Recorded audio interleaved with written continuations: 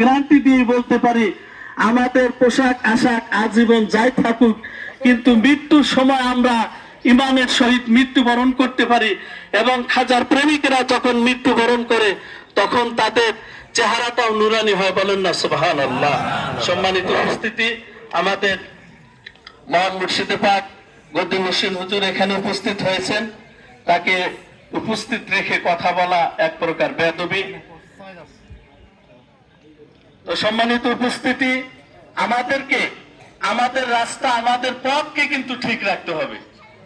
আমরা দেখতে পাই রাসূল পাক সাল্লাল্লাহু আলাইহি ওয়াসাল্লামের হাতে যারা বায়াত গ্রহণ করেছিল তাদের কোনো দোষ ছিল না, তাদের কোনো অপরাধ ছিল না, কিন্তু তাদের অপনশ্বরী ধর্ম গ্রহণ করলো। সম্মানিত উপস্থিতি, আমরাও কিন্তু দেখতে পাই, আমরা যারা খাজার দরবারে আসি, আমরা বিভিন্ন জন এলাকার একেবারে ঘরের সাথে ঈদগাহ ময়দান রেখে আমরা কিন্তু খাজার দরবারে এসে হাজির হয়েছি। আমরা এখানে কিন্তু হাজির হয়েছি দুনিয়াবি কোনো লোভে নয়, দুনিয়াবি কোনো পদাধিকারের পাওয়ার আশাও নয়। আমরা এখানে এসেছি আল্লাহ রাসূলের হাজিরিন।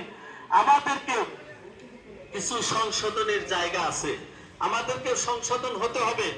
আমরা যদি আমাদের মুর্শিদের দিক নির্দেশনা মোতাবেক যদি আমরা চলাফেরা করি, তাহলে ইনশাআল্লাহ মানুষ আমাদেরকে খারাপ বলার চেষ্টা করলেও বাস্তবে কিন্তু আমাদের মধ্যে খারাপ পাবে না।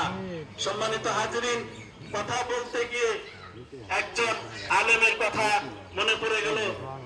সেই পঞ্চগড়ের আল্লামা নুরুল ইসলাম ফারুকী রহমাতুল্লাহ আলাইহি, তিনার একটা ওয়াজের মধ্যে শুনেছিলাম যে রাসূলের প্রেম ভালোবাসা এমনই জিনিস যার অন্তরে একবার গেঁথে যায় সে কখনো আর জাহান্নামী হতে পারে না, বলুন না সুবহানাল্লাহ। তার প্রমাণ হচ্ছে যে হুজুর পাক সাল্লাল্লাহু আলাইহি ওয়াসাল্লাম